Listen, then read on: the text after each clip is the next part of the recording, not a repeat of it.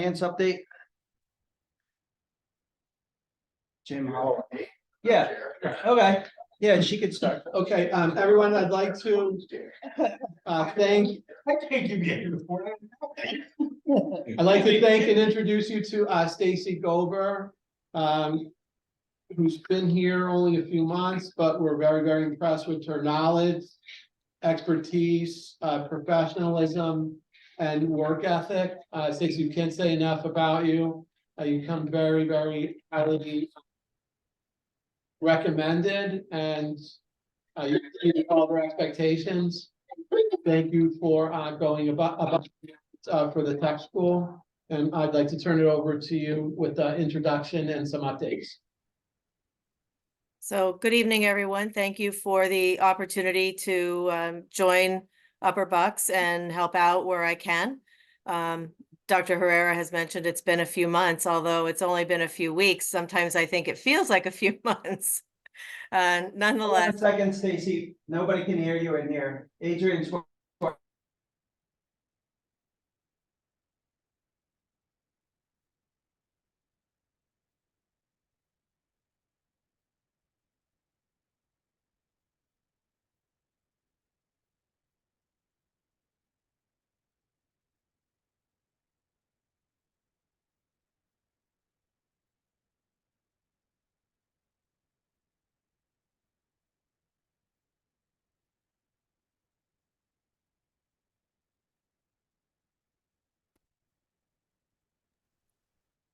Go ahead, Stacy, you're okay.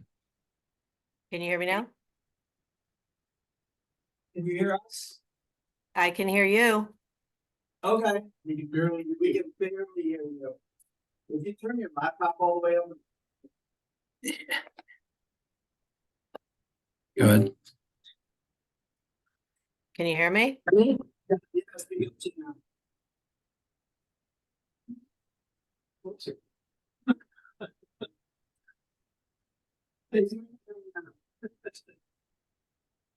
Go ahead, Stacy. Is this any better? Can you hear me now? Go ahead, Stacy. Yes, are you able to hear me?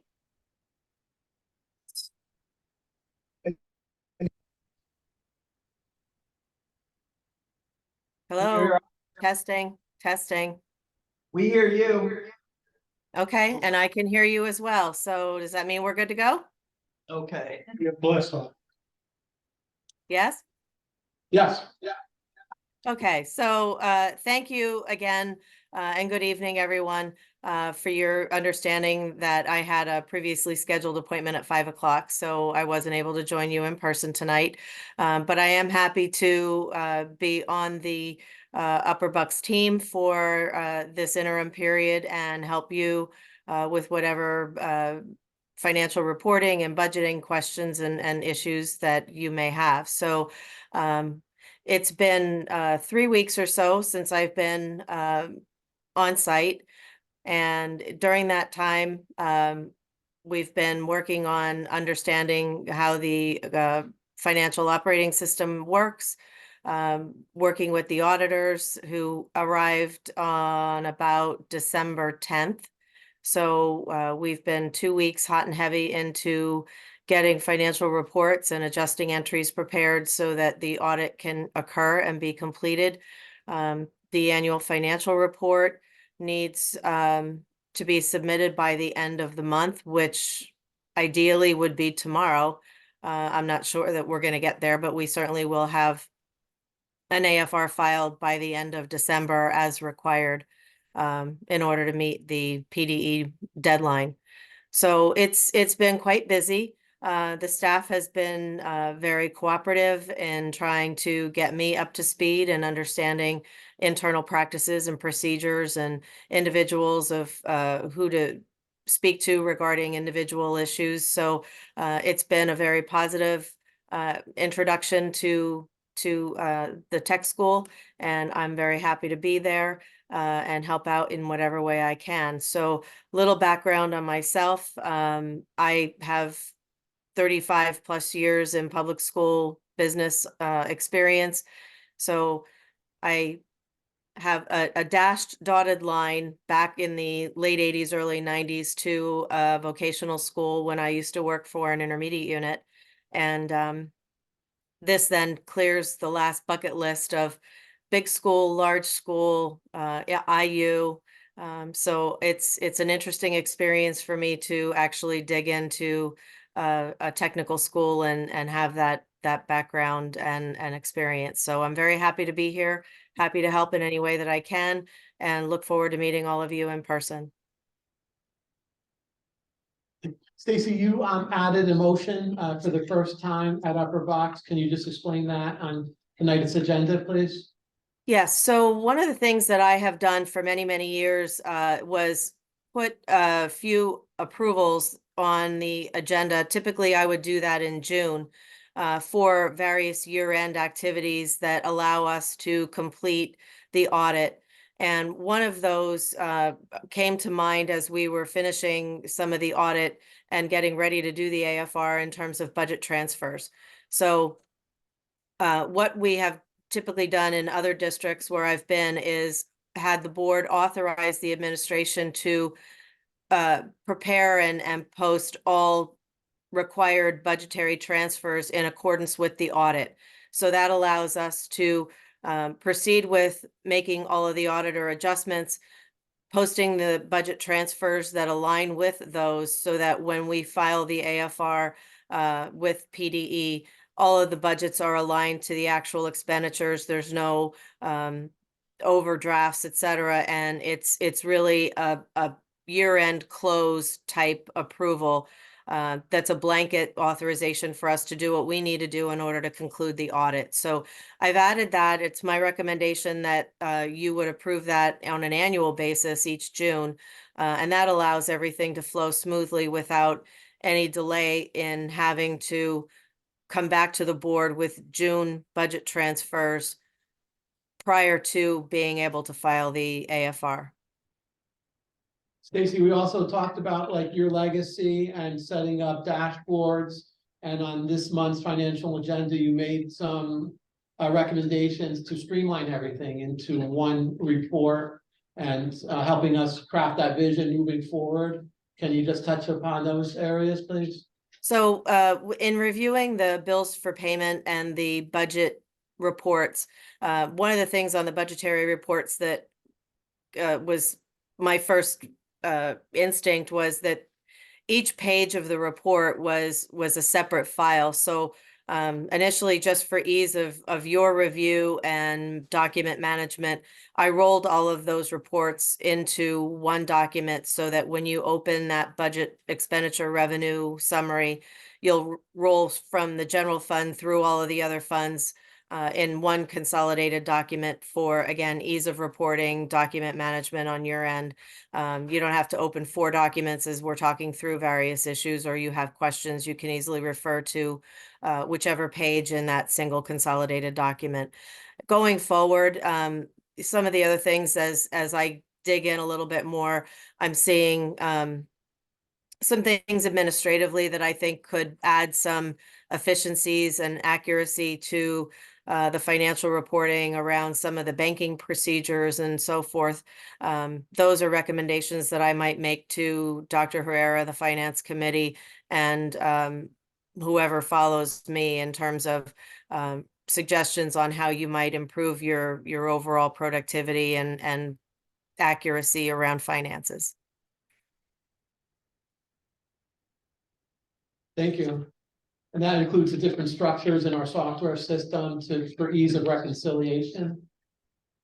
Yeah, so again, having not worked in this particular software product, although many of them follow the same procedures and guidelines, it's a matter of figuring out which report provides which data.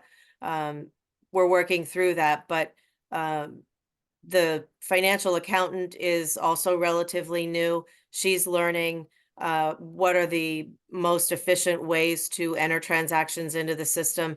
And we're working through some of those internal day-to-day processes to add accuracy, add value and efficiency so that we aren't spinning our wheels doing multiple tasks. when you can utilize the resources inside the software to help add some value to the way that the system is working, allow it to do its job so that we can have more accuracy in the reports that we're able to generate.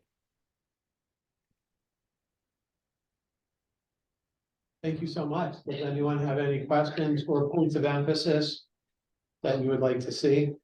I just have one comment on the budget transfers, and that's a pretty common practice to allow that. Along with that, what I'd like to see is a separate listing, or an itemized list of the budget transfers that are made, and whether they're within our published budget or outside of our published budget. So, you know, you have your budget transfers, and then did we comprehend that when we budgeted it, or did we not? The idea is to provide feedback during the budget process, so we can see where we might be able to make some adjustments going forward.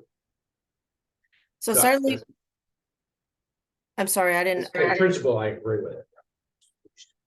Certainly, we could provide you with a summary of the transfers that have been made. They would by law be required to stay inside the final adopted budget that was approved in June by the JOC.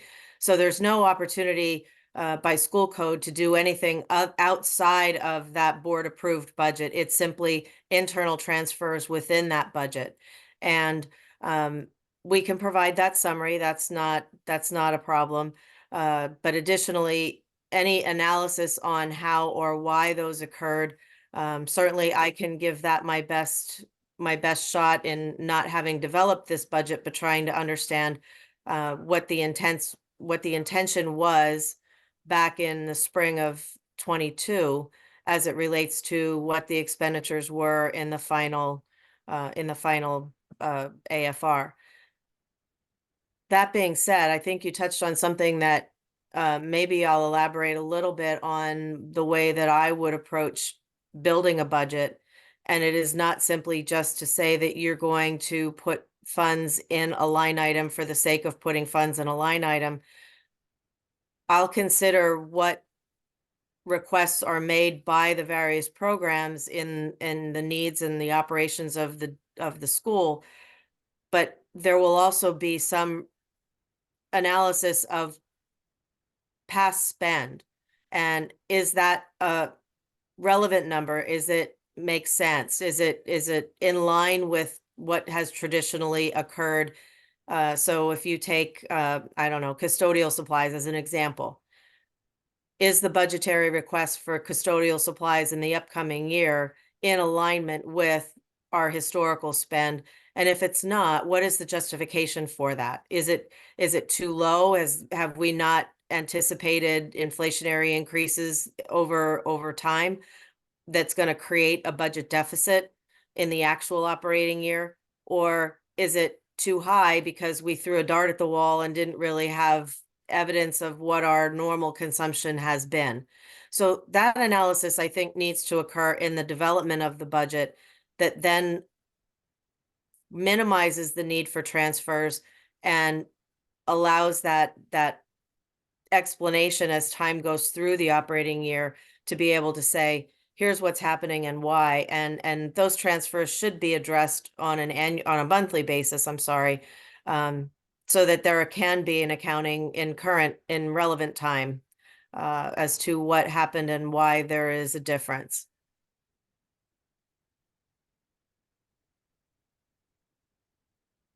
Does anyone have any other questions for Stacy? Only other than I was very impressed with your knowledge and presentation, both here and our agenda setting meeting. I don't know where to look. I think I think your camera's that way. Both here and your agenda setting meeting last week. So I thank you for being here and thank you for helping us. Absolutely, my pleasure. Thank you, Stacy. We could cut until that.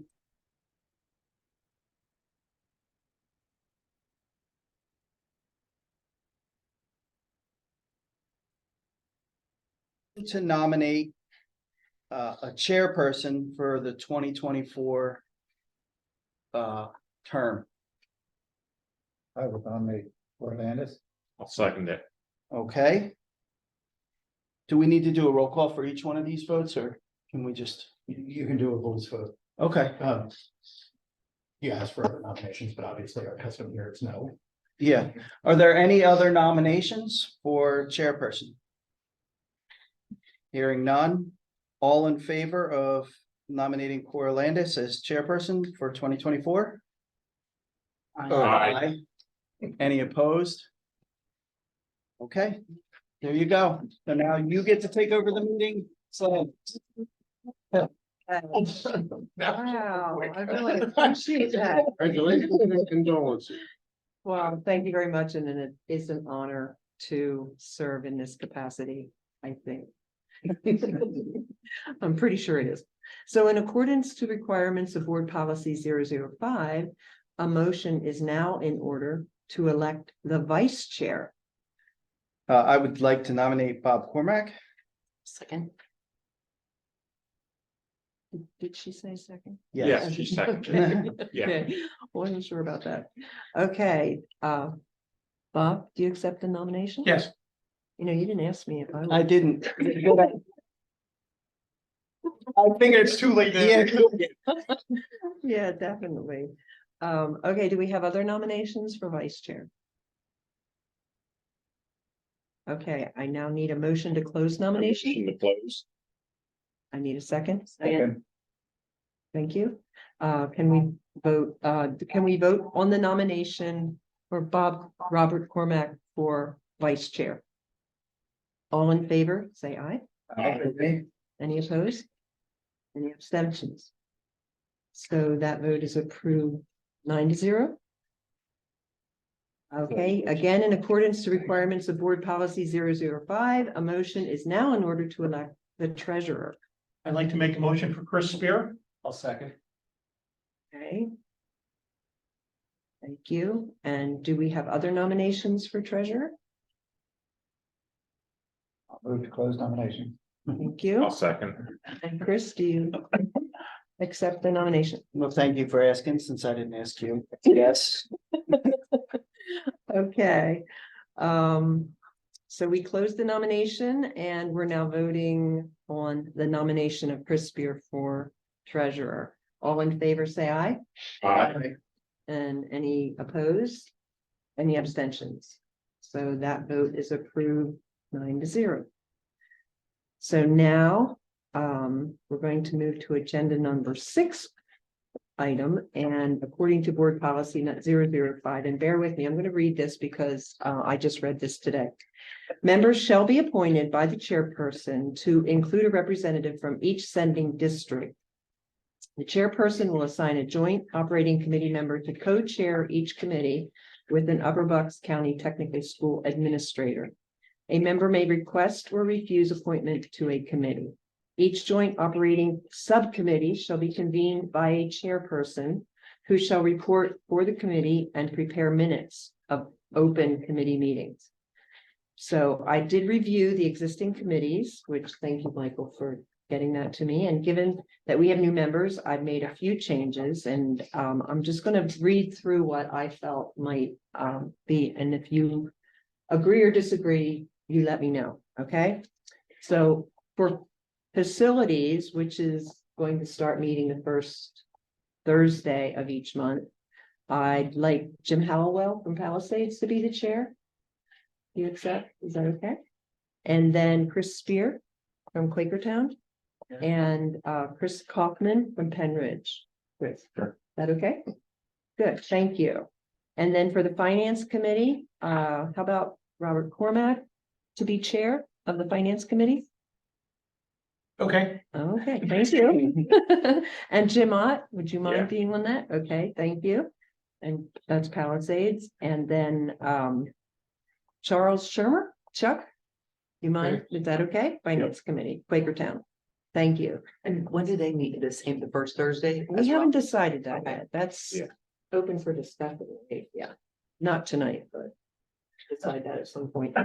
And then for the program committee, Jordan, Jordan Blumgren, would you mind being chair? And Okay, you're sure. Penn Ridge, and then I'll be on that committee on Palisades, and then David O'Donnell. Who's David? That's okay with you? All right, great, thank you. And then in the past, we've had policy was the entire JOC. I don't know if we want to keep it that way or that, which is fine with me, and I was the chair. I can continue to be the chair on that. So now we need a motion to adjourn. We said we don't. We can move right in. We can move right into it. Okay, so we don't have to adjourn from the reorg meeting. So we want to do a pledge and flag again? No, he doesn't want to do the pledge and flag. The flag already knows we're here. Already did that. Okay, so do I have to call the order, the 21st, December 21st, 2023 Upper Bucks County Tech School Joint Operating Committee meeting. And do we need to do the roll call again? I don't need to. Do you need it, Ms. Graham? No, okay, good. Got that out of the way. So let's turn to Dr. Herrera Okay. for the administrative report. Thank you very much. You're welcome. So I'd like to call up to the podium, Mr. Doc Kozak, Paul Wyman, Luke Engler, and Bryson Wellner, please. So congratulations to this team, second year in operation, welding fabrication contest, starting our Skills USA competition and right form, winning gold medals. So.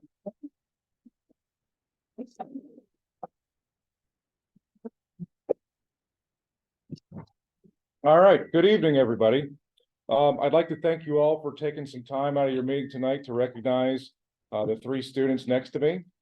The welding fabrication team that stands next to me is made up of all Penn Ridge students, two of them being seniors, Luke Engler and Paul Wyman, and one sophomore, Bryson Wellner. The three students you see here tonight have exemplified what it means to be a CTE student. Last year, I was speaking to a fellow instructor, and we spoke about what it takes to build a successful student here at a CTE school. We boiled it down to three main concepts. They are discipline, a willingness to work, and attendance. Each one of these students displays those three concepts not only at competitions, but every day in my program. Paul, I remember your first year here, and I could hardly get you to clean up your booth. Now you've become a student that's in the lab every day before everybody else and is usually one of the last ones out. You have exemplified being a disciplined student. Luke, I can remember your level 1 year when I sent home an email to your parents that about being the first one in and last one out every day. That is a mentality that you have never given up, and it clearly shows. And Bryson, being a sophomore, the willingness to work you bring every day has put you amongst one of the most highly skilled students in my program. Your future is without a doubt very bright. And to speak to these students' attendance, between the three of them, not one of them has a single unexcused absence. They've been here every day with a willingness to work and a disciplined attitude. If Dr. Herr, if you could bring up that, oh, you already have it up there, perfect. So this is just a quick little slideshow of the prints and some of the pictures from the competition the other week. We brought along our cart with us, and that is what they made over there in the corner. But if you could go to the next slide, Dr. Herrera, that's what it started out like. Okay, just basic 1x1 square tube, some angle iron, and some expanded steel. The students during the competition start out their morning taking a theory-based exam. So they have to take a written test that tests them in theory-based knowledge of welding. Then they get about 2.5 hours to fabricate that piece. We counted out the welds earlier today, Paul, and what do we have? About 75 welds on there and probably close to what, 30 to 50 cuts somewhere in that range. So quite a feat to accomplish in 2.5 hours. Could you go to the next slide?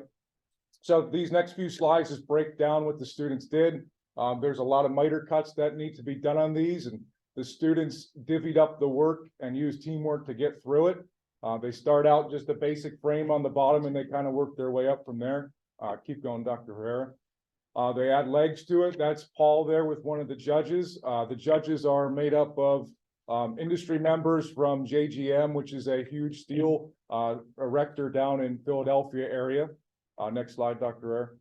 And this just continues on showing you guys what the concept is of building something like that. It starts out with something very small and it ends up something pretty impressive by the time it's done. And for a group of just high school students, I was very impressed for how they took themselves throughout the competition. So another round of applause for these three officers.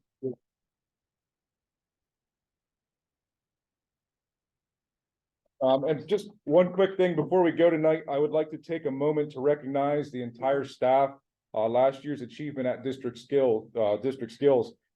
As a school, we had over 50 medalists, and I think over 30 of them were gold medalists.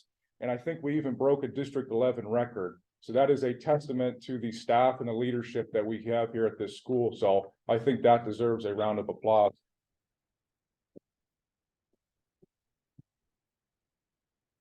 Thank you guys for your time. Would you like to question any of these three students? I think I have a question for either Dr. Herrera or yourself.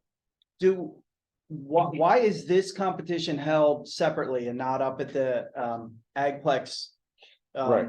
in Allentown with everyone else? Sure. So this competition, it only was started in person last year. In previous years, it had been a in-house thing. So each school would have to fabricate something in-house. We didn't have a facility large enough to have all the fabrication teams at. Universal Technical Institute in Exton, they have recently built a massive welding lab, and they had reached out to District 11 Skills and said that they'd be glad to host it. So we've been going for the past 2 years. It's been an awesome experience for the students to be able to see that kind of environment and have that competition level. Yeah, no, but I mean, I guess the question was, it seems like all the other skills competitions are done in like one building at one time. Is it just that there isn't enough space up there? Yeah, it's a spatial thing. We can have the solo competition, Yeah, but I think there was 7 teams there, and they're all 3-man teams. There's about 20 students going. And a fabrication project like that takes a lot of space up. Areas to cut, areas to grind, areas to plasma cut, areas to weld. So there's just probably not enough even, space. for fume exhaust and Yes, stuff yeah, like that. That ag absolutely. building probably isn't Mhm. adequate for that. Yep. And Mr. Kozak, your leadership as a staff member just earned tenure. Your reach goes beyond Upper Box throughout Pennsylvania. The American Wellness Society is lucky to have you. I know you're having a national presence, and you are a great instructor, and more importantly, a great person and role model. So we think everything that you do, and the result is in your students. So thank you very much. I appreciate that, but I'm spoiled to have.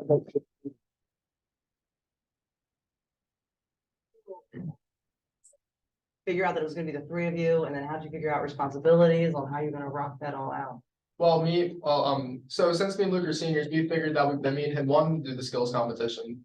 So, but it was a 3-man team, and we had to find people to do it. And we were lucky enough to find that Bryson was skilled enough and was good enough to be on our team, and we selected him to be our 3rd man or our 3-man fabrication team. Good.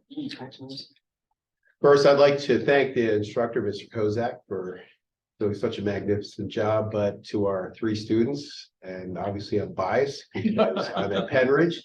But the fact that you're not only welding, but fabricating and looking at plans and implementing and developing such a structurally sound, and the fact that you brought home the gold, I would like to personally invite the 3 of you to our board meeting on Monday, January 22nd. I know it's another night out, but maybe you could join us in the high school large group instruction room, and I'd like to publicly recognize the 3 of you as well.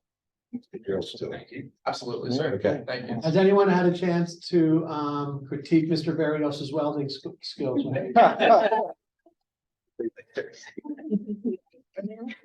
All right, thank you guys. Appreciate it. You guys want to- Did they get the individually? No, I think that's. Yeah. You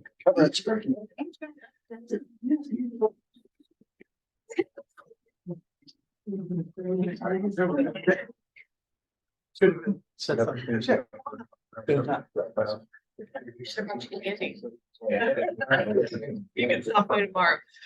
Can you switch with me? That's great.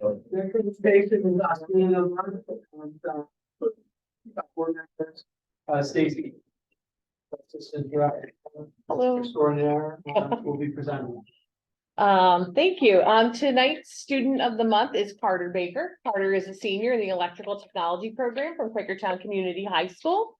Carter has been a distinguished senior in the program who exemplifies academic and professional excellence.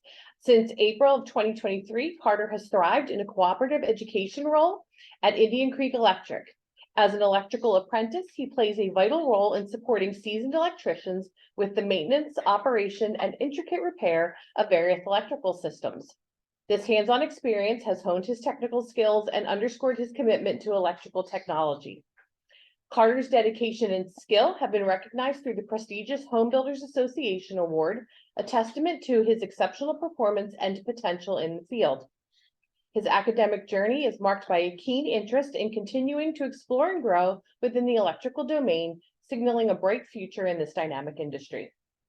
Mrs. Walk oversees the cooperative education program and commends Carter's exemplary work ethic and professionalism. Despite her inability to attend tonight's ceremony, she expresses her high regard for Carter, highlighting his punctuality, professionalism, and unwavering dedication. His approach to work enriches his learning experience and positively impacts the work environment. Carter is celebrated for his hard work and the commitment he consistently brings to his endeavors in the electrical field. Congratulations. Thank you.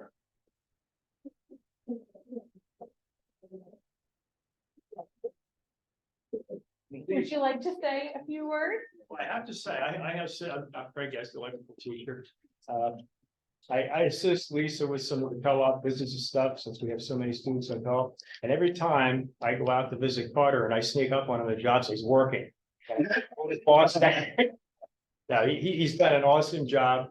Him and his brother both started, what was it, 2 years ago? You were 10th grade, he was 12th grade, and we had that sibling rivalry going on there. And he's really come around and the past couple of years, it's done a great job. So we're very proud of him down there. Congratulations. Tim Johnson, Tim, if you could come to the podium. Tim last year hired, and we have one of the best school board programs in the country. I believe, Tim, you hired 4 students at one time last year, local business in Quakertown, and you're currently employing. We have two interns right now. And a senior and a junior. We have a third coming on, I think, after the first of the year, so that'd be 3. We've recently, I think over the past 3 years, we hired 3 of the interns full-time. So they stay with us, and it's, we're a local electrical outfit that we perform electricity kind of stuff, from Scranton all the way to Atlantic City. So, and then as far as Delaware. So we stretch our arms a little bit, but it's great to have the opportunity for young students to come aboard and see what we do and see how they transform their education out to the real world. So it's been great. Great mentor. We thank you so much. You're welcome. Thank you. Would you like to say anything or? Yeah.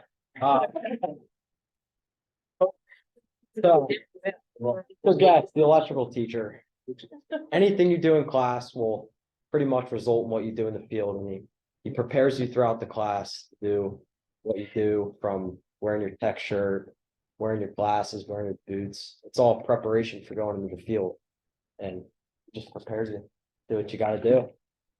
You've got a great handshake, great smile, and great work ethic, so you're going places. And parents, we thank you for sending you here. I don't know if you wanted to say anything. Let's say.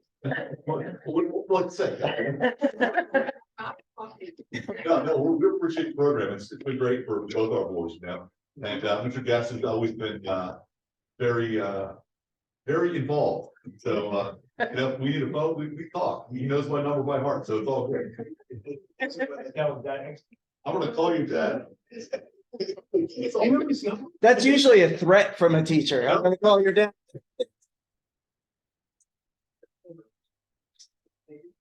Mr. Guest, come on up.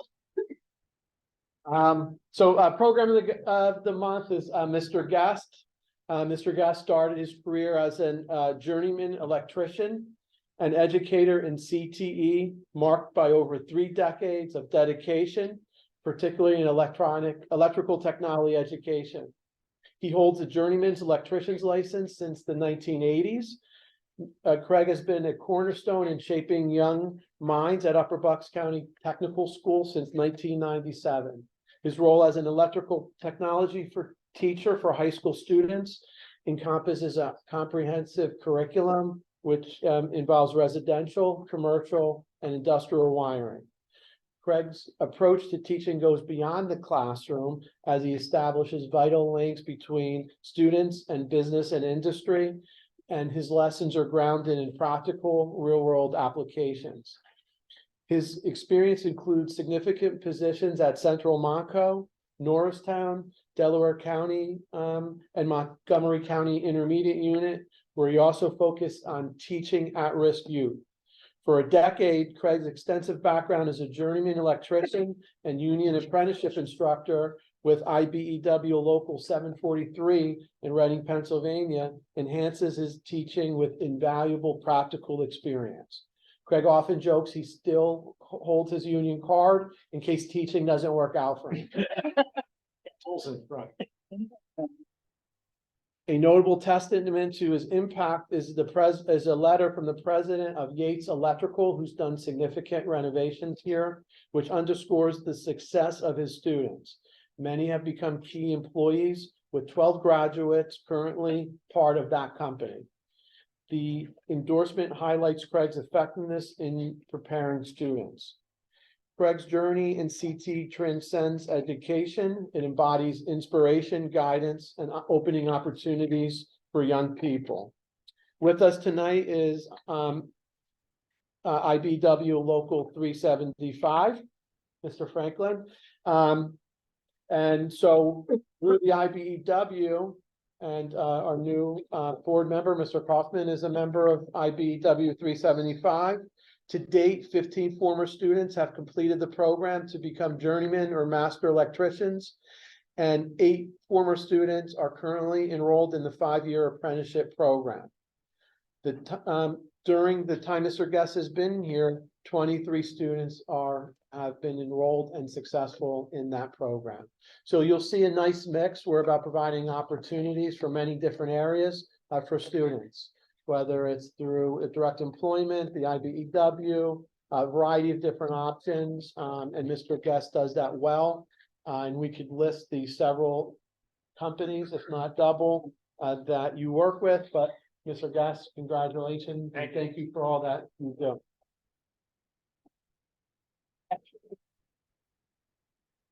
Thanks, Nicola. Thanks too.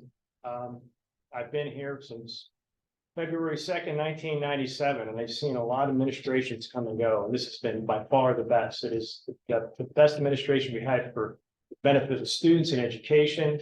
Additionally, it's a great place to work. I still look forward to coming to work in the morning after 34 years. I'm embarrassed to say. But thank you. Thank you. Mr. Franklin, would you like to add some? Okay. Yeah. So I've been trade director for almost 11 years now, and I've been involved with your OAC committees, and I've always had quality students. When Mr. Guest recommends somebody to our program and puts his word behind it, the student that shows up is ready to work, and they're successful. As you can see by our numbers, we've taken many kids out of Upper Bucks School of Tech and brought them into our program and made them into journeyman or master electricians. Thank you. Would you like to add anything about Mr. Guest? Well, Craig and I did say tonight that I was on the board here of the electrical when he first came, so I think We both look a little younger. But yeah, he's taken this curriculum and course to definitely heights that hadn't been seen before. So we are very appreciative from from the community side of things. Mr. Kaufman is a member of IBEW 375. And a new board member. Would you like to? From all the times I've talked to Mr. Guest and the students that he's had come out, and I've had them work for me on jobs. I mean, they're all there willing to work. They understand what they're doing. It's a testament to the fact that as a teacher, he's preparing. They're coming out, they know what they're doing. I don't have to baby and coddle.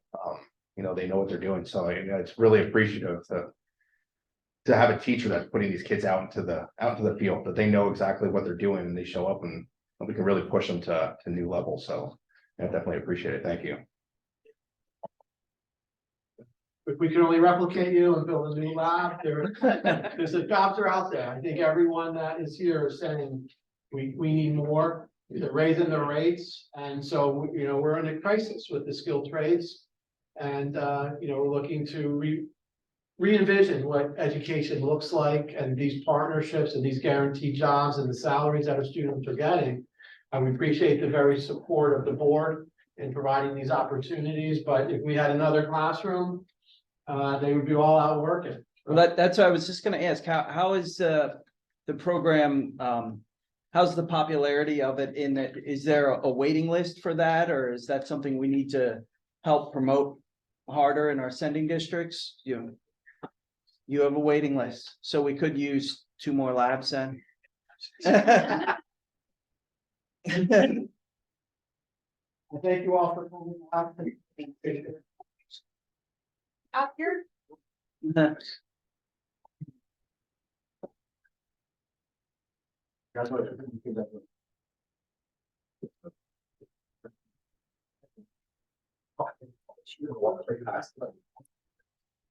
Okay. Still his.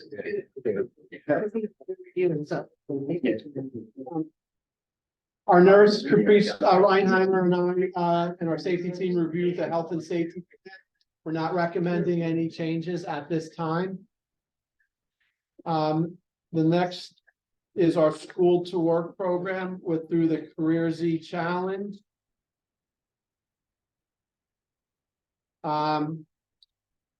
We are very, very proud of, as the community should be.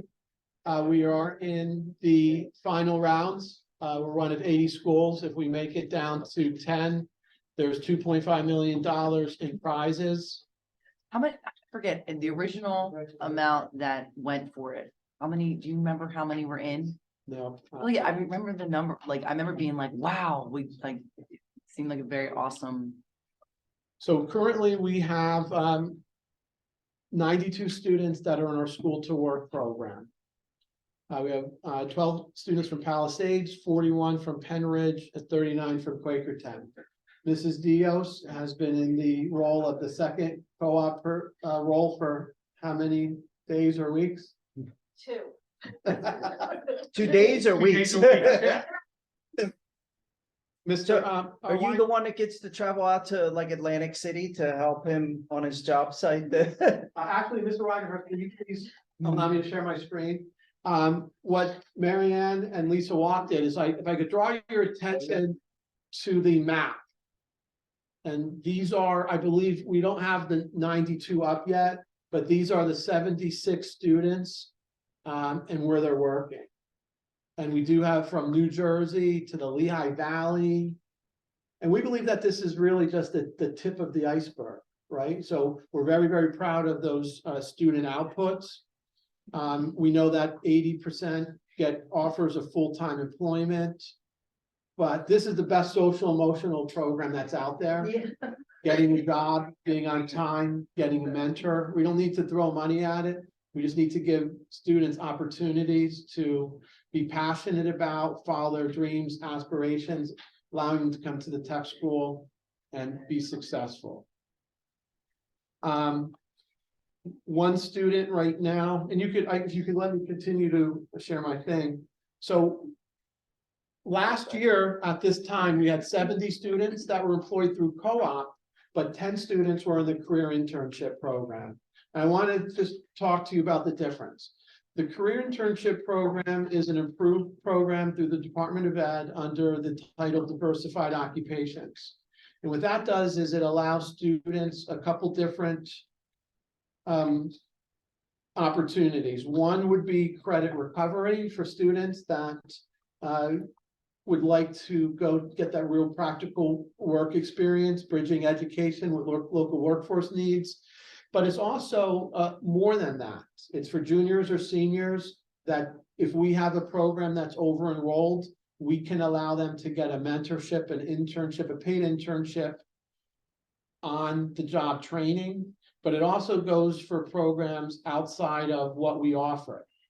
So when we presented this program 8, 9, 10 years ago, some schools have a senior option program. Let's say you have a student that's in business and they want to get a job through a bank. We have a great resources with a huge network, even outside of the areas that we focus on. It's about marketing, so no one likes the title diversified occupations.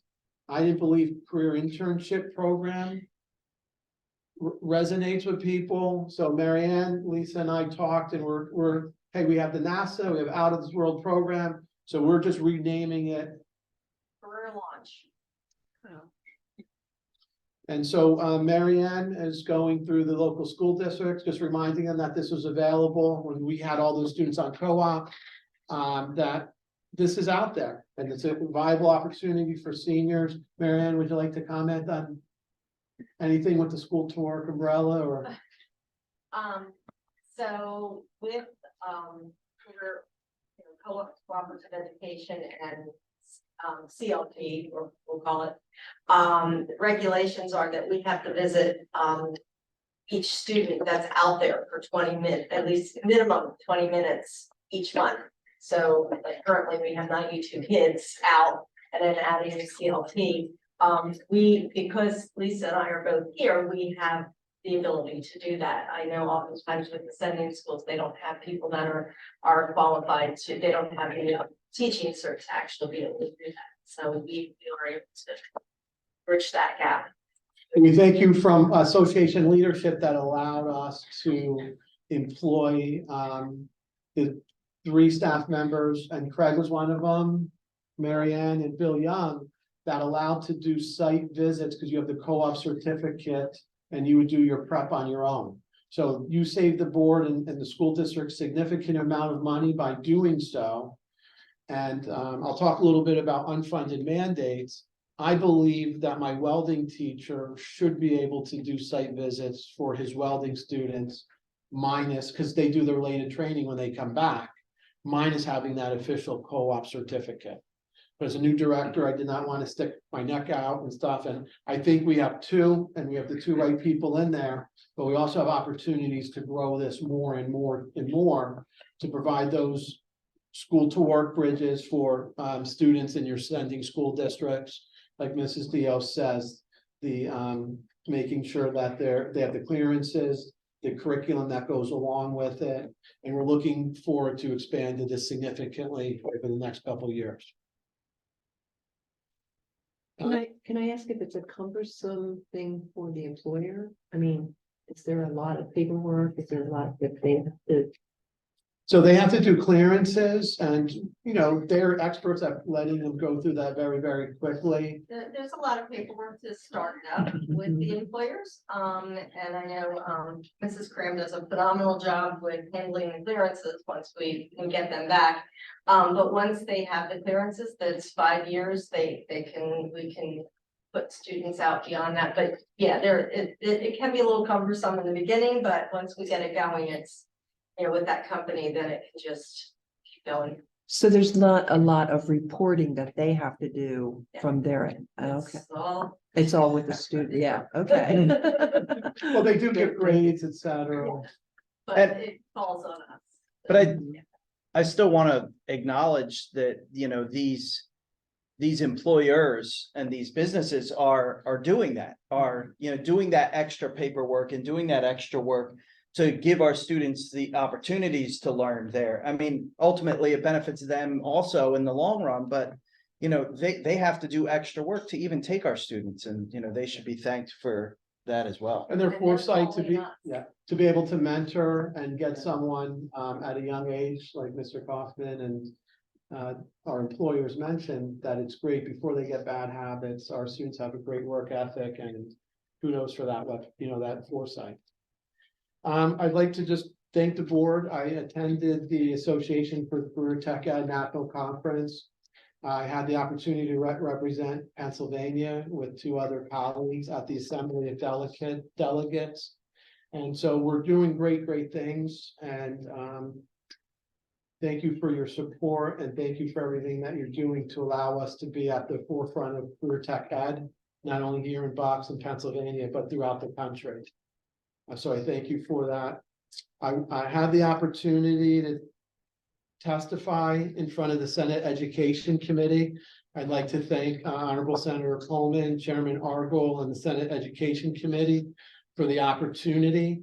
The topic was unfunded mandates. And one of the things that I argued was CTE is an unfunded mandate.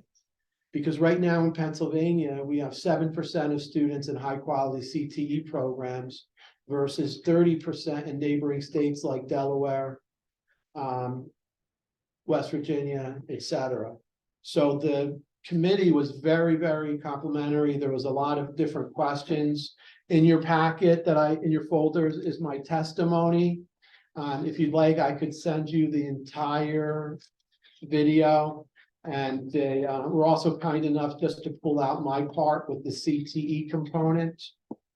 But we need CTE to really fortify our economic landscape. It's critical in the various sectors. Christina Lengel did an article which is also in your packet. And the article is about regulations strangling career tech schools. And one of the areas that we focus on is the archaic credentialing for our teachers that takes up to 11 years, which is ridiculous. And so they're listening. I think we had the most attention from the questions asked. So I think it is not a single issue. It's bipartisan. It's how can we get more students into CTE programs and either looking at private partnerships. And I provided some solutions that I believe that are important in my testimony. In February, we're going to have our annual legislator day here. And so we will work with all the different boards and making sure that we're well represented. I'm anticipating some visits in the near future that are going to be very, very productive.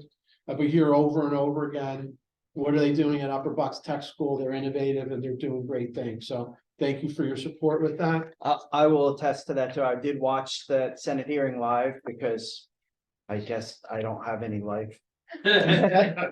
But Dr. Herrera did a really good job, but he is correct on there that there was, I guess the superintendent of Parkland, there was a director from a charter school, like out of all of the panelists that spoke there, Dr. Herrera's testimony did generate the most questions. And it seemed like a lot of, really, poignant interest from those lawmakers about, what can we do to improve CTE? And it is one of those, it's one of those things that I think, the state lawmakers are now even recognizing that we need more than ever. So you did do a really good job there, by the way. Thank you. The Skills USA District 11 Championship is going to be held on January 24th. Everyone is invited. The competitions are open to the public. I'd like to extend an invitation to the entire board here and Mr. Barrios. If you're interested in the VIP luncheon, it rotates through the different schools. They'll do a luncheon. But if you let me know, I could register you ahead of time or the day of. No one here will get turned away, I promise you. And we'll have the award ceremony at night at Parkland High School on the 24th. Our first competition will be recognized, and we're feeling confident. I'm looking to our staff that we're feeling good about going into the competition this year. So you're all welcome to come various times. Please just let me know, text me, email me. I'll just add everyone's name. Let me know if you can't go, but there's no pressure, just so you don't have to worry about it. But we're really, it's great seeing our students, the level of excitement.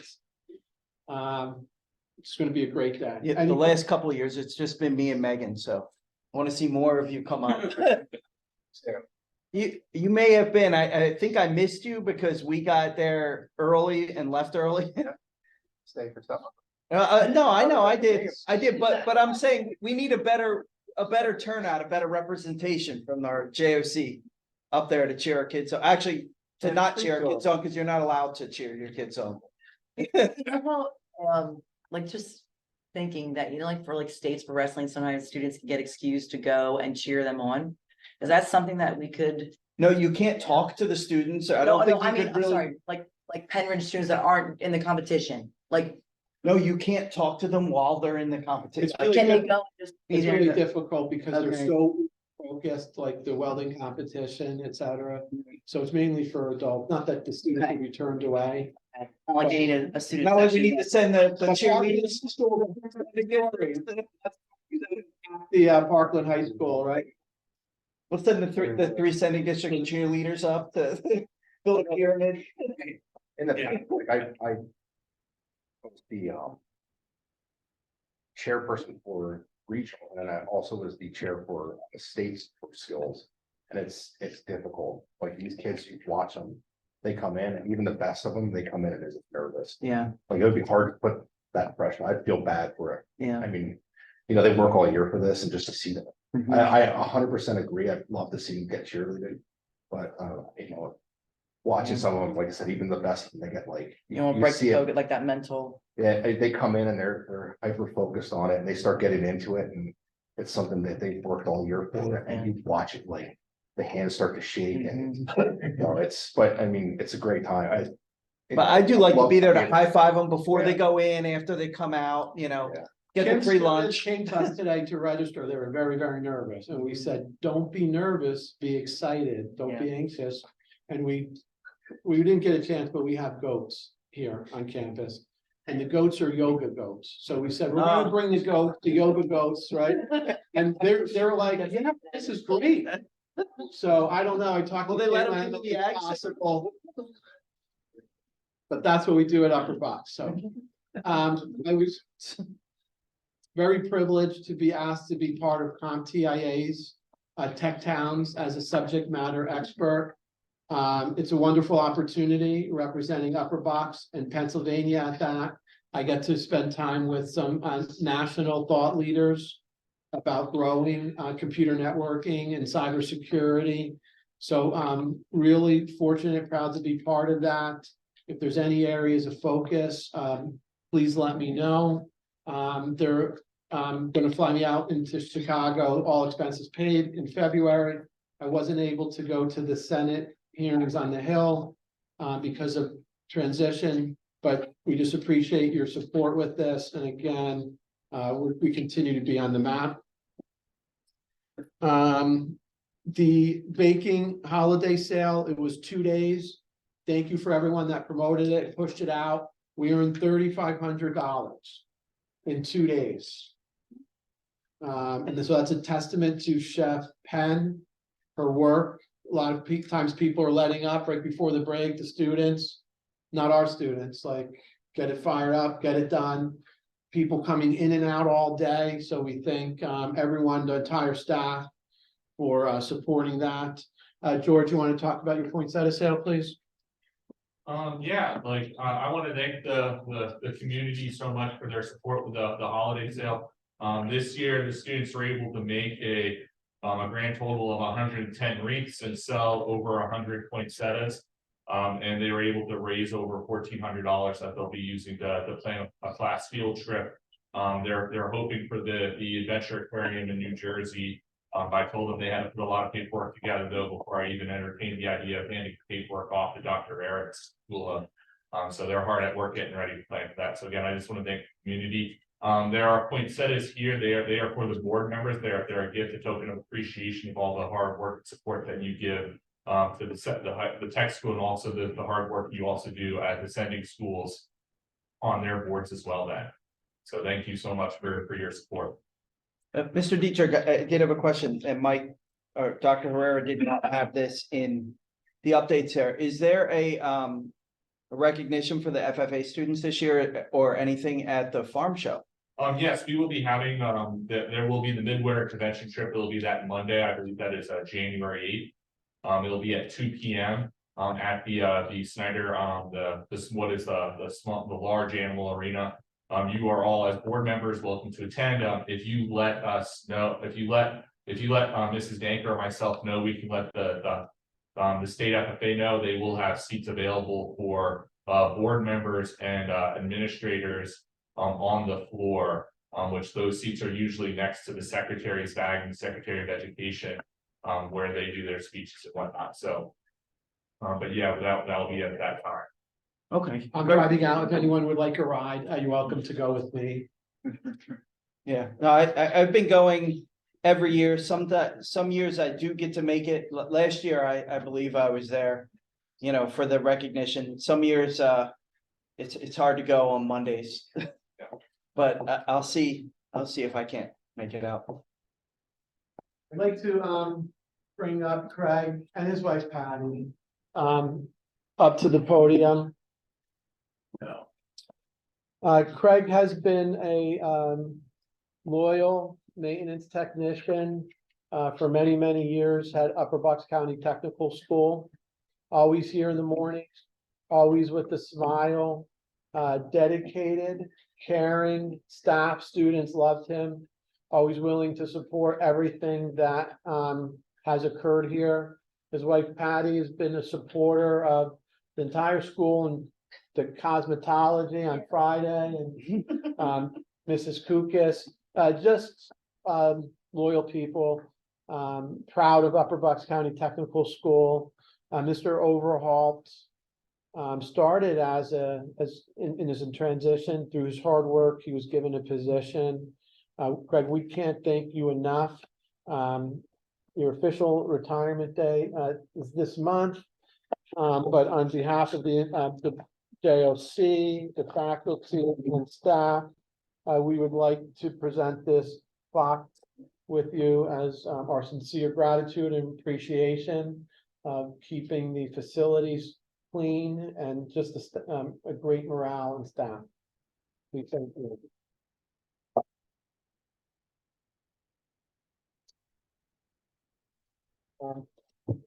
Greg thanks everybody here. He enjoyed working here.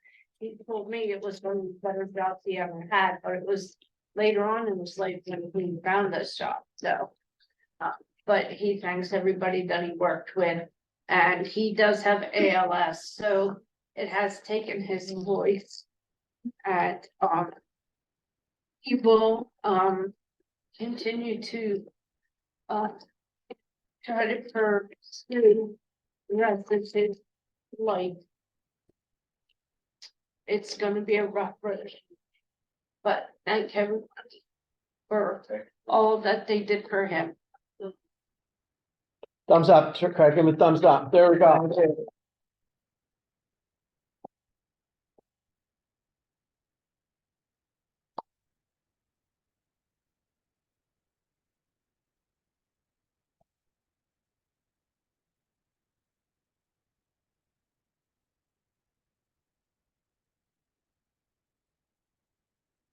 Carl Shannon was a former Upper Bucks County Technical School administrator. Carl passed away unexpectedly at home on Sunday, November 12th, 2023.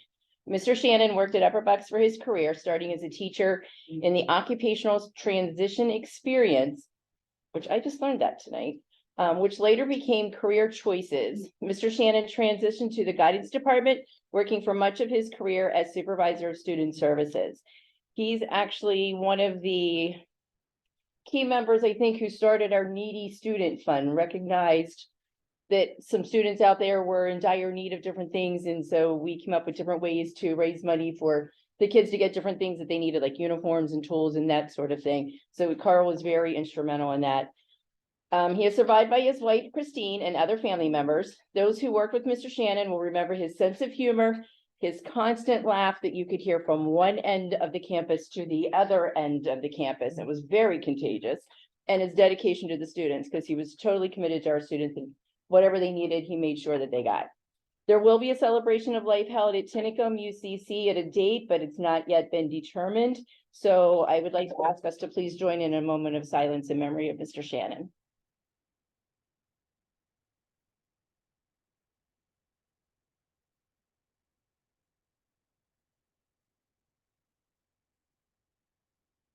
Thank you.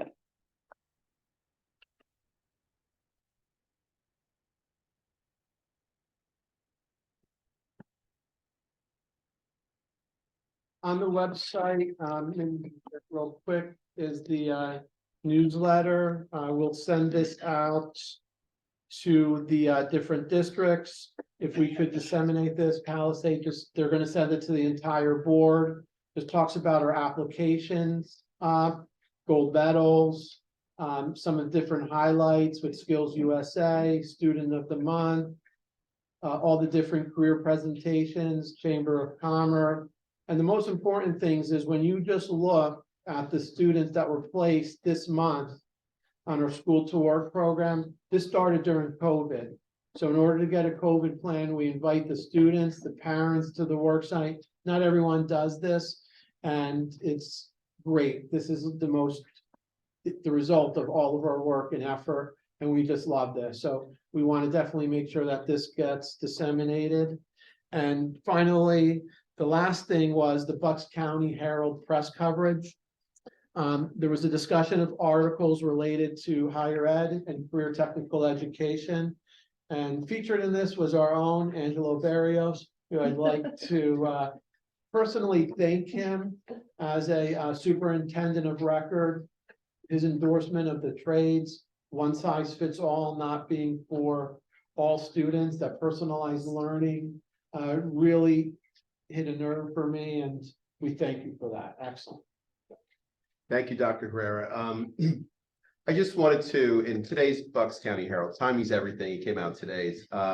They have a 3-part series, and it's called Trading Up. The Bucks County Herald received a grant from, let me just get it correct here, from the Pennsylvania News Media Association. And Andy Holtzman is one of their journalists, and he is conducting a 3-part series to talk about career technical education in Bucks County, taking a look at CTEs. And I thought, it's very well written, not saying my part, but his part is excellent. And I think it's a very noble cause. And here we are at a tech school meeting. So I commend the journalists for even having the intellectual curiosity to share that with our residents of Bucks County. So thank you for that, Dr. It may have resonated because I had a student reach out to me from Penridge. I was in a journalism class and asked to interview me on the benefits of coming to career tech school. So she's going to be coming in tomorrow, and we just appreciate that. And we thank Penridge for giving those real world applications, and thank you for doing it. And that is my report. I'd like to add to that, in my previous position at Lehigh with the International Trade Program, we talk often with our students about jobs that are exported, because a lot of jobs are exported. Most of the jobs that these kids are doing, the students here can't be exported. You can't export a welding job. You can't export hairdressing, facials and nursing and all those kind of things. And I think, students really need to be aware when they're making decisions about their future. Even I think lawyers can be, you can hire a lawyer. But they're no good. But no, they're. I'm waiting for the AI robot. Yeah, but yeah, that's. Great. The recent study with Los Alamos in terms of defense and manufacturing and the shortage of critical skilled workers is very, very scary. So I'm going to be reporting some really positive news from a tour today at next month's board meeting. But it's very, very important in what we're doing, and stay tuned for that. Good. Thank you. So now we can move on to agenda item 8, which is subcommittee reports. We haven't really had a lot of committee action, which we need to get back to, but we can start with facilities. Chris, do you have a report on facilities at this point? No, we did meet before our last meeting here, and that was, pretty much the update, but we haven't met between that. So we do plan on meeting on January 4th. January 4th, and today we just did an introduction for Stacy Gover, an interim business administrator, who gave us an update on the AFR and audit. the upcoming budget and some best practices as a result of some conversations at the last board meeting about providing better practices for reporting data out. And we listened, and there's going to be some modifications for streamlining that in the future. And Casey's going to be doing a presentation at the facilities meeting, correct? Yes. Okay, good. Okay, so how about the finance committee, Bob? Do you have anything? I have nothing to report on the finance committee end. We had a meeting and. I think Mike just did it. So, Dr. Herrera, sorry. Okay, and program committee, I think that was Morgan and previously, so Jordan, you'll get to do that next. Thank you. And same thing with policy. I'll move that on. So let's move on to, unless there's any questions regarding committee. Well, I think we do have two policies to Yeah, but that's approve on on the agenda. E here. Yeah, but I mean, Right. On our consent yeah. agenda, we do have that. So, item number 9, can I have a motion to approve items A, B, and C, which are the November minutes, the December bills payable, and the November financial reports? Are there any questions on that? Oh, yes, we need the motion first. I'll make a motion. You'll make a motion? I'll second it. Second, thank you. And are there any questions on that? No, no questions? Okay, so all in favor, say aye. Aye. Any opposed? Abstentions? So that would be a 9-0. And the consent agenda item E, that would be the policies. Oh, I'm sorry, D. I'm moving along too fast. Thank you. So item D would include personnel recommendations. And can I have a motion to approve item D, which includes the executive director goals, teacher mentors, student advisors, and a new hire for weekend holiday assistants? If you haven't had a chance to look at those are the items that are included in D. Are there any questions on any of these? Well, I'll give you, I'm sorry. I'll I make need the a motion to approve item D, the personnel recommendations as presented on the attachment. It is. Yeah. Okay. Second it. Thank you. Now, are there any questions? I did have a question. That weekend, temporary employee, is that for feeding of the goats? Yes. For both, Yeah. Okay, yeah, that's why I was wondering how the goats were gonna be fed over the weekend and the holidays, so I guess. That Eat anything. Where are they at right now? In the barn. Right, what do they say? I always say I'm gonna get them to eat all the poison ivy, but then people say they eat everything else but the poison ivy. Oh. You get the right kind then. Don't eat that. I got a lot of poison. Gotta start feeding them more good stuff. Are there any other questions? Okay, and all in favor, say aye. Aye. Any opposed? Any abstention? So that's a 9-0 vote. Thank you. And now we'll move on to consent agenda E. Yeah, I was really anxious to get those policies in. So a motion is in order to approve the revised policies 706 and 706.1 as distributed in the November agenda and recommended by the policy committee. So I need a motion. I'll make that motion. Second it. Thank you. And are there any questions regarding the policy? No, I mean, it does say revised. They weren't revised between the last meeting and this one, correct? No, they It's were, just- we yeah. talked about them at the policy. Yeah, Yeah. that's what I wanted to make sure because I didn't, Yeah, I wouldn't have remembered. I didn't print the two out and compare, but. Okay, okay. And any other questions? So all in favor, say aye. Aye. Any opposed? Any abstention? Votes approved 9-0. So now we're going to, I joined consent agendas F and G. And F and G include student expenses going to districts on January 24th with the cost to Upper Bucks County Tech School not to exceed $4,485. Usually. And item G being approval of designation of equipment listed as obsolete and approval for its sale or disposal as listed in the full agenda. Can I have a motion? I'll make the motion. Second. Thank you. Now, are there any questions regarding those? They're written out in full on the actual agenda. And do we have a date yet for public auction or any? I know that's been back and forth for a while The now. auctioneer has developed in his list, these will be added.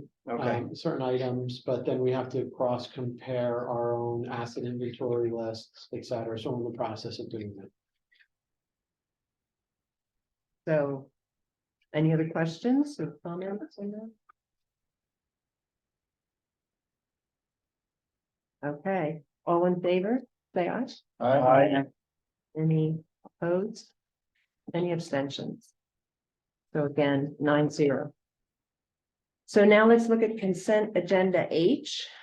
Is to authorize the administration to make all necessary budget transfers to close the 2022-23 fiscal year in conjunction with the district's independent auditor. Can I have a motion?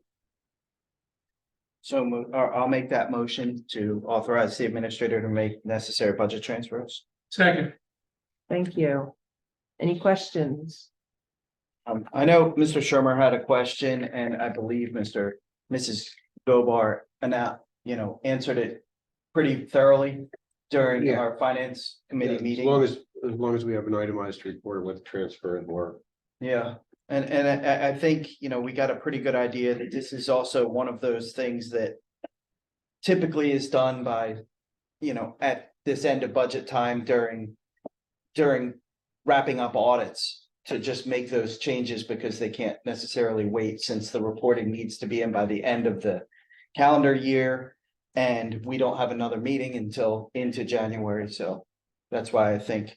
The practice is very common. This has not been a very common year with respect to our This motion management. probably should have happened in August or June. Yeah, no, and I agree. I agree, but yes, we're a little behind on some things, but I believe we're getting caught up now. Okay. Okay, any questions or comments? So, all in favor, say aye. Aye. Any opposed? Any abstentions? So again, 9-0. Moving on to item number 10 on the consent agenda. A motion to secure a bond in the amount of $75,000 for an individual appointed or elected to the position of treasurer for the joint operating committee. I'll make the motion. You will. Why, thank you. I think I have to. Well, I mean, do you have to actually insert my name in there since it's, yes, You do? yeah, I believe so. In your motion, In the but he motion. made the motion, so, So he made the motion. Is and anybody he tapped me second? on the shoulder. I need a second. Second. Thank you, George. Okay, any questions on that? Again, this is a common thing. It happens every year, so. And and ironically enough, last time I was treasurer, it showed up on a credit report.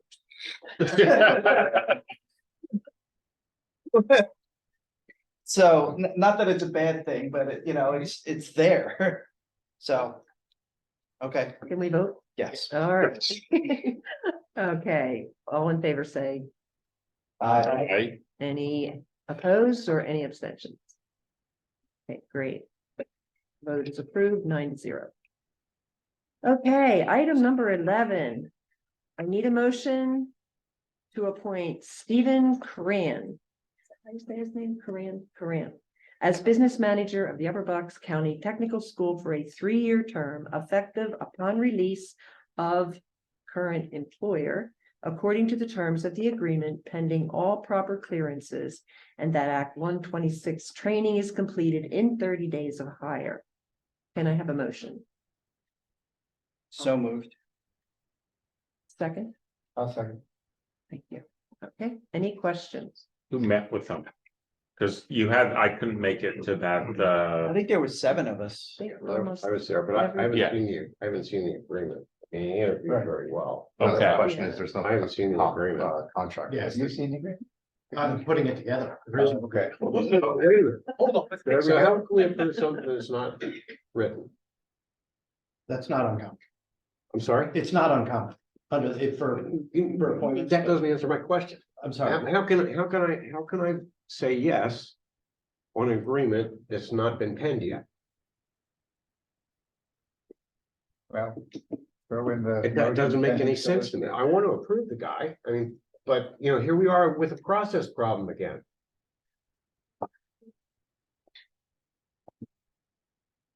So what do we do? This is what you're asking me to do.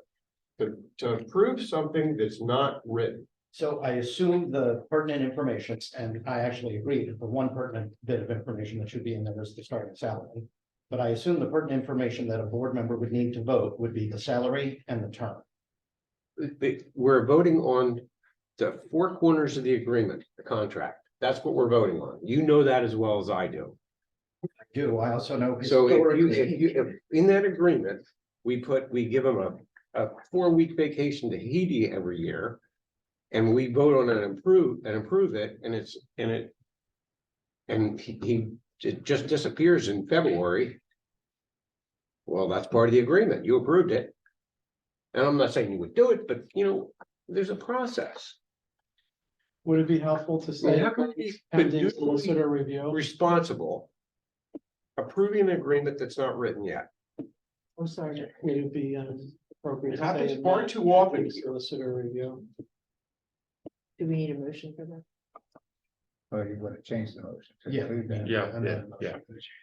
The question I do have, though, is that, you know, the clock starts ticking for his, you know, waiting period when we approve this. Well, that's actually, it's more his problem than yours.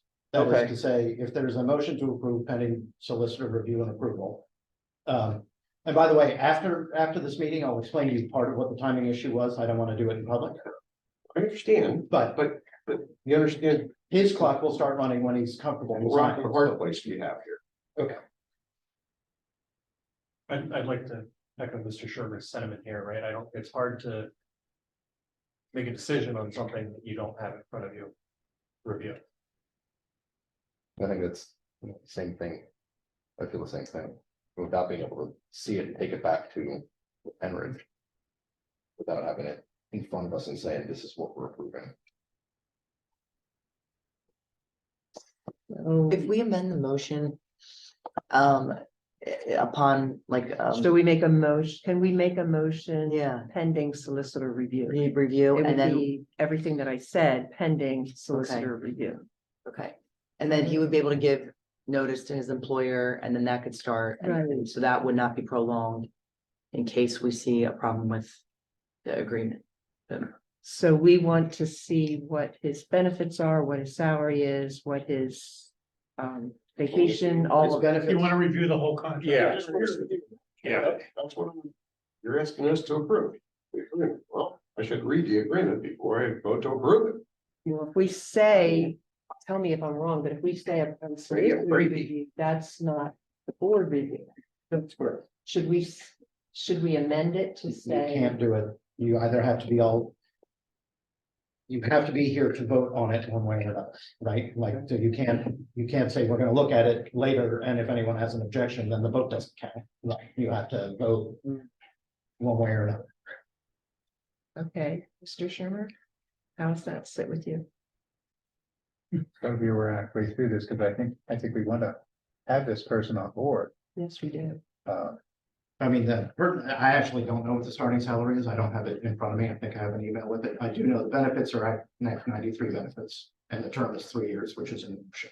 Do you remember what the starting salary is? 129, and then the Act 93, the salary is 2.25, I believe, and everything else follows Act 93 agreements. Benefit package. Benefits package. And then, I know we don't have it in front of us and I don't know. Would make more sense for us to see it, but is there anything that would be different compared to other common contracts for that position? Like anything different from the previous person who held that position besides like salary and benefits, or is it pretty? It'll be identical. Okay. It's just a salary. 93 contract is pretty specific. So there's not like a lot of wiggle room outside of it, like it would have to be very, Yeah. Similar. Obviously, you said there wasn't anything out of the 93 and stuff. Yeah, you've got a term, salary, and Act 93. 3-year term, starting salary, and everything else is there. I mean, I just think this position is super important. I know we've had, budget issues with, just with having a balanced budget, unbalanced. I think it's really important to get it rolling. So I hear you. That'd be nice to have it. I can't approve it unless I see it, because that's what you're asking me to do. You guys can vote no harm, no foul. I understand the importance of the position. We made a bad hire already. I want to see the agreement. I'll Do you feel it was support the based on gentleman. contract? I want to bring him on. I know the importance. But you're frankly asking us to approve something we haven't seen. That's that's a dead stop for me. So the question I have is then, is this contract essentially the last contract that we approved from the business administrator we hired a little over a year ago with just updated salary and terms on it? Or is this gonna be a completely new? Just the salary. is Yeah, I different. mean, there's nothing else changed in there. So this is an identical contract to what, I mean, I saw the one that I approved a year and a half ago. I don't know if there's a gap analysis on this or not. Okay. Because I haven't seen the latest one. You can. I trust that there won't be, but you're asking me to approve something I haven't seen. But then you could do a motion that says a motion to appoint the business manager with a contract that follows the form and substance of the existing business administrator contract, except that starting salary will be set at 129,000.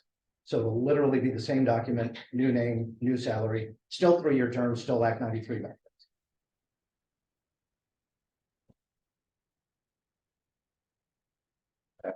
Just the solicitor to do what he says he's going to do.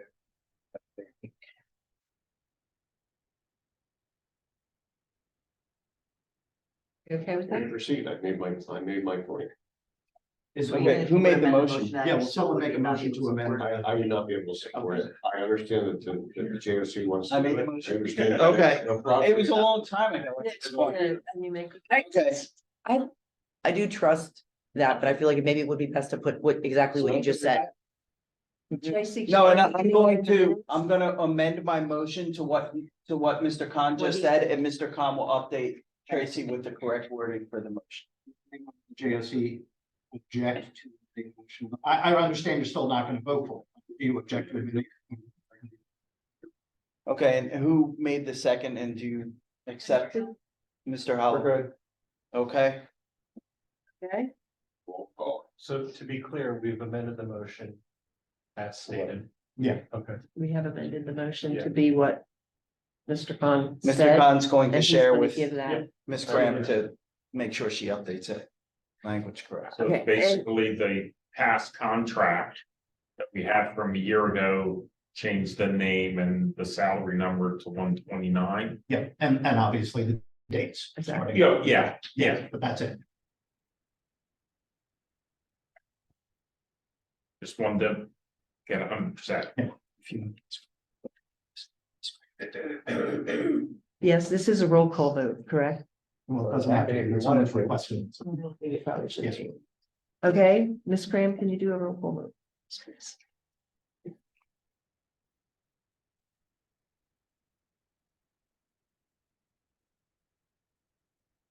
Mr. Spear, Yes. Baumgarten, Yes. Mr. Cormack, Yes. Mr. Hallwell, Yes. Dr. Ott, Yes. Mr. O'Donnell, No. Mr. Shermer, No. Mr. Kaufman, Yes. Ms. Landis. Yes.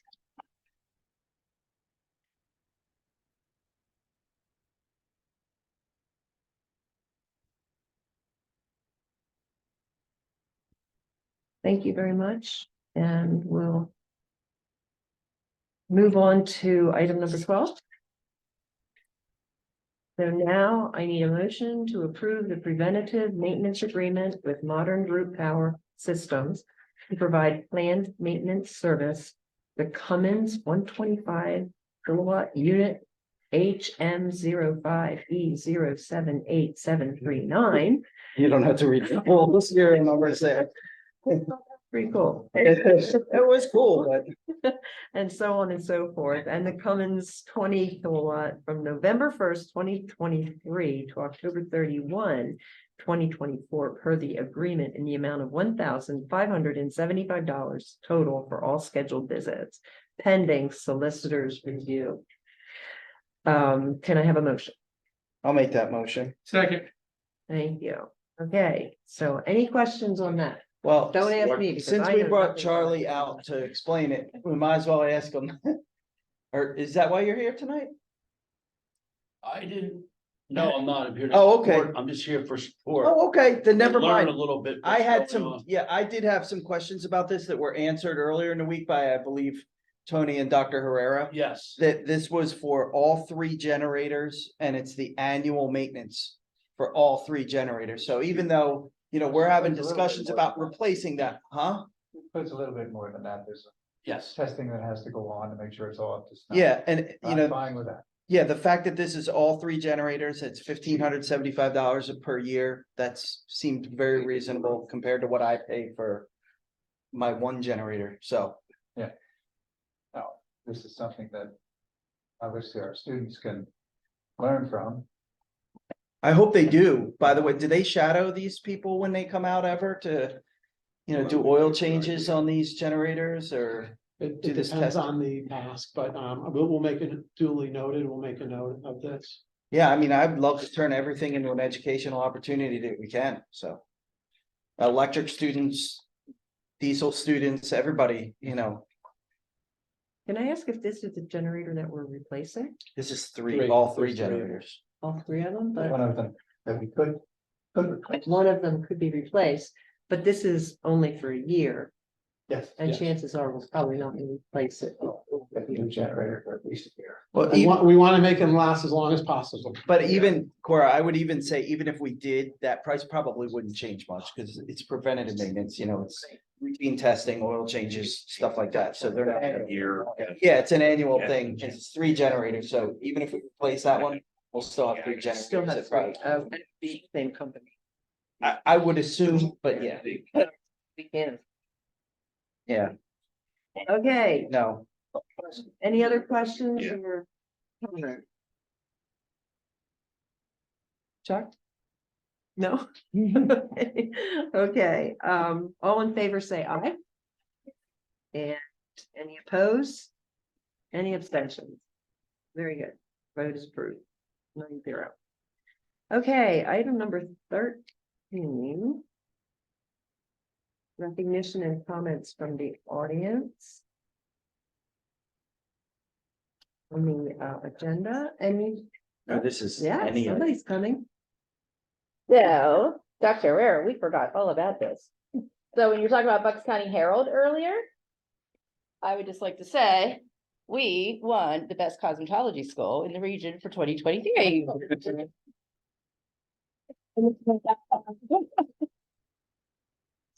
Going rivalry between public schools and private beauty schools, we beat out the private beauty schools.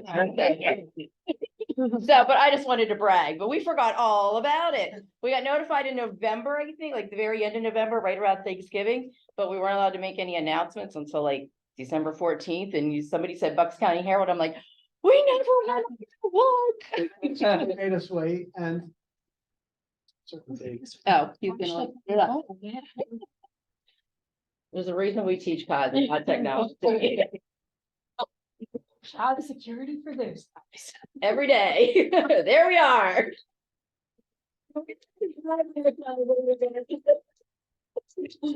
Can you talk about the esthetician program? We held an open house and. Oh, okay. So it looks like the esthetician program might be a go. That's gonna start January 16th, so I'm anxiously awaiting, we had, an information meeting and like on a Zoom, and I walked through the school, kind of like showing everybody the facility last week. And there were 10 people interested at that point, and I know like 3 or 4 people have already enrolled with Bucks County Community College.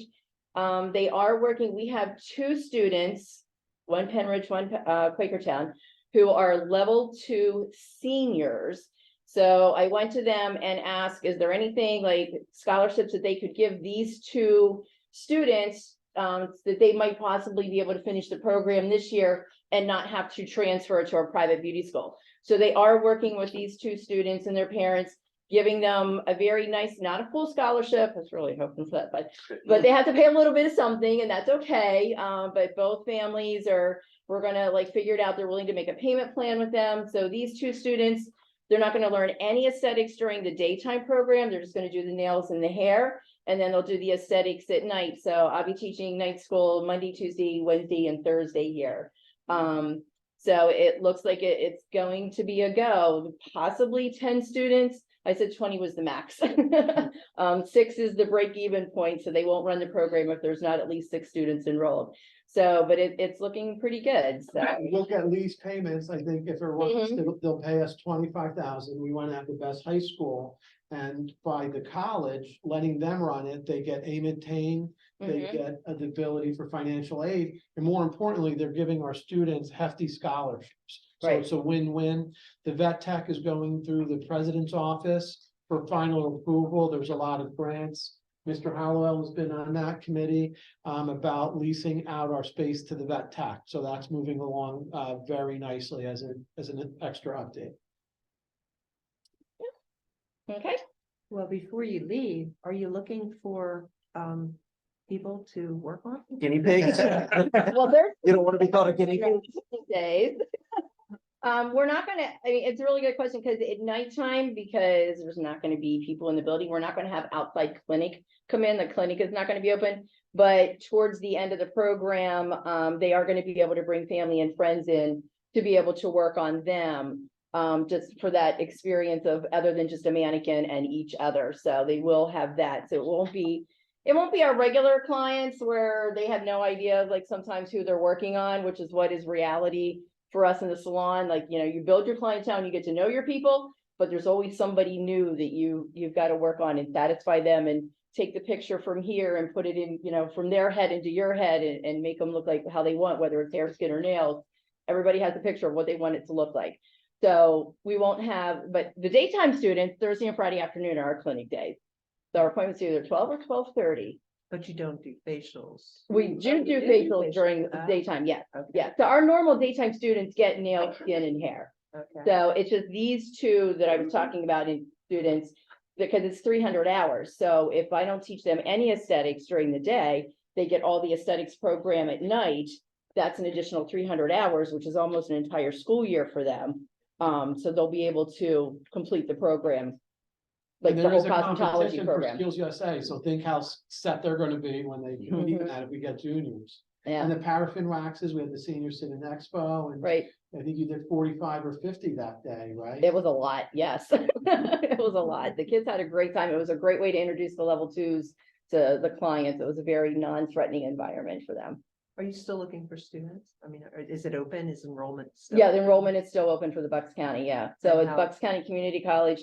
I haven't gone onto their website to see where the flyer is, but I've had a couple people like say that they've seen the flyer. And some of the girls today were talking about that they saw it somewhere along the line, so. Okay.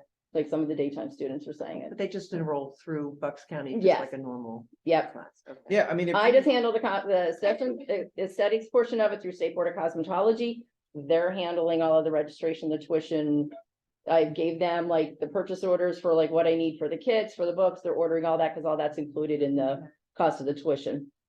So, yeah, I mean, if they would share that, that flyer with, I would ask if they do have a flyer and they want to share it with the JOC, at least I can, you know, have it wherever, put it on social media or something. Okay. You want to enroll with the community? I might, I mean, it sounded like Cora was more interested than me in enrolling. I mean, I would, like she said, I'd probably lay there and be a guinea pig. So one of Is that because of lack of hair? that.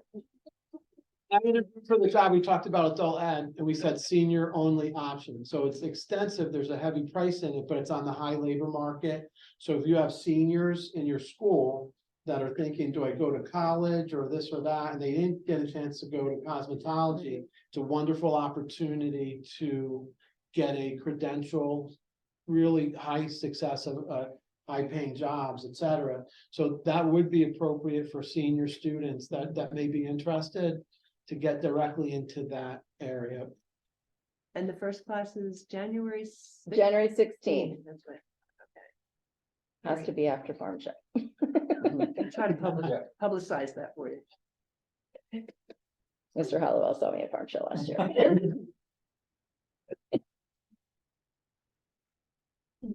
Hey.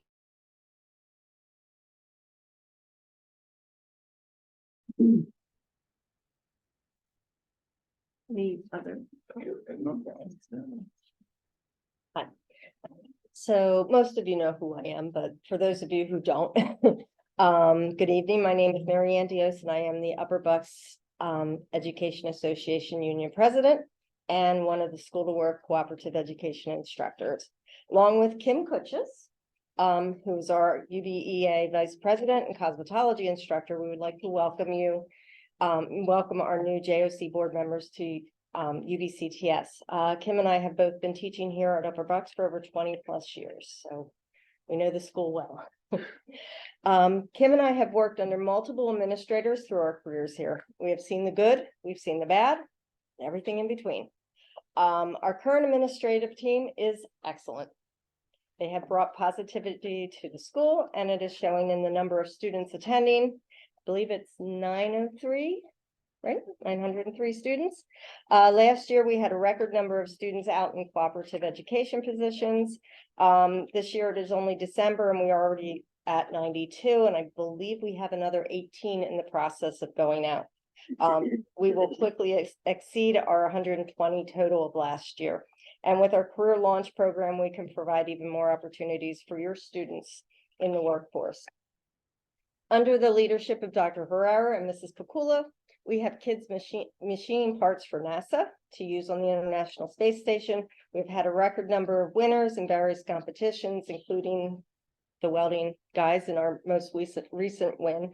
They won gold in the Skills USA welding fabrication competition, with each student receiving, I believe, a $5,000 scholarship. Multiple other programs are also presenting students with unique learning opportunities. Our open house was well attended, and we are already receiving applications from students looking to start their careers at Upper Bucks. Both Dr. Herrera and Mrs. Kukula are excellent at marketing the school and what we offer to the community, and it is working. We have gone from the best kept secret in Upper Bucks County to being seen as a viable educational opportunity for the students in our communities, and our name is getting known on a national level with all of the initiatives that the school participates in. Look at our website. Dr. Herrera has a running social media link showing all the great things that happen at UBCTS. I would love to see the progress we have made in the past 2 years continue, and I hope you will see what a positive impact our school has for students, families, and business and industry as we continue to grow. I want to end with this. Any decisions that you make as a board need to support the school for the positive and not be self-serving to any one of the sending school districts individually. Please don't forget that these students are your students as well. Please allow Upper Bucks to be a highlight of the Upper Bucks community, not an afterthought to the sending districts that we often are. Have a good night.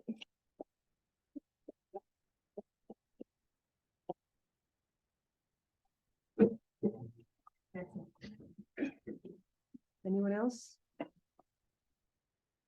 Anyone on that? Okay, so let's move on to number 14.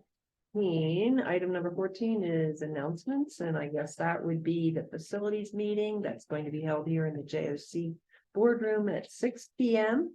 on Thursday, January 4th, and it will be open to the public.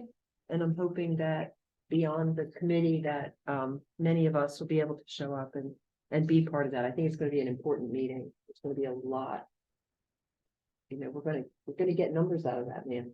Numbers out of that man, I'm telling you. So that's January 4th. Heading out of this year and into 2024. A little scary. So our next regular JOC board meeting is scheduled for January 21st, 2024 at 7 p.m. in the JOC boardroom right here, number 205, for JOC members and the administration, and Zoom will be available for public attendance.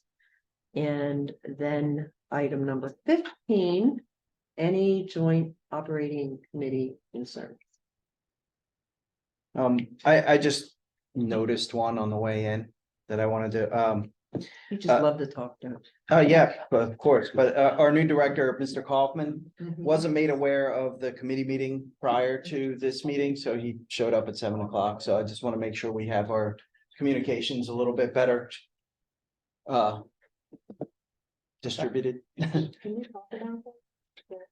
I mean, as far as, because the facilities meeting is going to be on the first Thursday of the month. That leaves finance policy and. Yeah, you can talk about that right now. We can talk about that. Absolutely. Yeah, that's operating. Yeah, I'd like to lay that out and see, I would like to see fiscal also be on a separate night, the finance committee.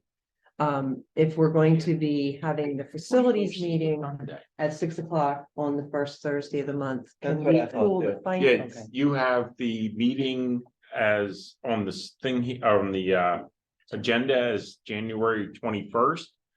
But that's a Sunday. Oh, I'm sorry. The 25th is the, It's Thursday? well, we're the It third would be the Thursday, third right? Thursday, So it'd be yeah. the 18th. I think there's 5 Thursdays. Yeah, it's January 18th is the. I'm sorry, I was third going Yeah. by the agenda. Yeah, I know The- what it is. That's what it says. Yeah. Yeah, Fourth is the facility meeting, so fourth is that was the correct, facility yeah. right. The 4th is facilities, and then the 18th would be the next So JOC. The 18th. Yeah, you can come by here the 21st if you. I will say though I'm that, not gonna be here. I don't know if Mr. Shermer. And Mr. O'Donnell, at Quakertown. Knows of this conflict, but Quakertown also has a meeting on January 4th. It's a policy and education. You know, this is, it's tough because we decided to take this first Thursday of the month, and then later Quakertown changed its whole meeting structure dates, so there. Tuesdays. No, we always have Thursday, but we usually had the second and fourth.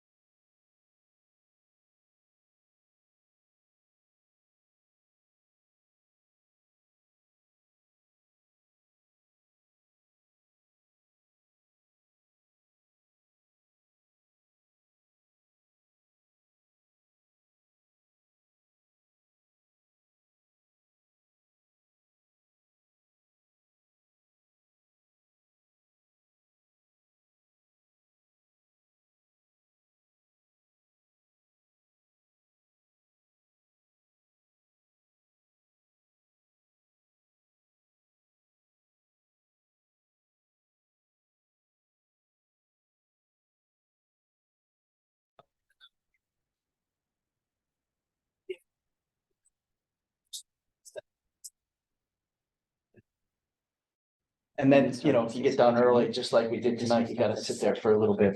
Yeah. The JOC, this meet So before. the only question I have is, Mr. O'Donnell, you are on chair of policy, so it would be. You know, you as chair can set the meetings in Yeah. Quakertown. Now, I don't know if for the future. Yeah. I think we should explore both things to say, is this first Thursday good in, you know, in Quakertown, or is it good here? I know Mrs. Cram already advertised for these facility meetings, I believe, for the rest of the year. And I also believe that Mrs. San Angelo at Quakertown did the same. So all that advertising's been purchased for the whole year, so changing either may be difficult. You know, I don't believe Mr. O'Donnell is on the facilities committee here. He's on the program. Okay, so you're not really gonna have a conflict that way, but I know I'd like to at least still give the option for people to attend meetings, whether they're on that committee or not. So I don't know what, are you on education and curriculum or policy? So, yeah, I mean, so far, it doesn't seem like we have a conflict. And we will be, just to clarify, we will also be videoing these meetings as well. Your preference, yes, we're planning. Yeah, on so, doing it. Zooming it, yeah. yeah, so we should be able to review them at a later date. And you'll be programmed before the regular JOC. And policy as a whole. Okay. So the question would be, do we want to do a finance on the fourth as well as the facility? Well, you'd have to advertise that Well, tomorrow. We have time to advertise it. tomorrow. Because I'm gonna be here Well, between Christmas and. Check with Bob because he's the chair. I can do that too. Is that okay? I think. So if you say that not before 7 o'clock. So that would give the facilities an hour, and if they run over, that's. No, you didn't check with Mrs. Gobar though. Yeah. That's the other missing piece to that one. She's on, and She could yeah, Zoom. Could we Zoom her? Could we? yes, she's been texting me throughout the meeting, so I'll ask her if it's an issue. Okay. Before you advertise it, we should. Oh, you have to sign papers. You're not allowed to run. I think so. Unless they're running it. Any other questions or So- concerns? Go ahead. I was just gonna say, for the committees, could you email that out to us? Yes, I will Perfect. do that. Thank you. That was gonna be my ask. Yeah, do that, no problem. If everybody's agreed that those committee assignments are good. Okay? Any other questions or concerns before we beg for a motion to adjourn? I just adjourn. Oh, I can just adjourn. I don't got to have a motion. Robert's rule. Can I? You can, Tracy can run it in the quick. Oh.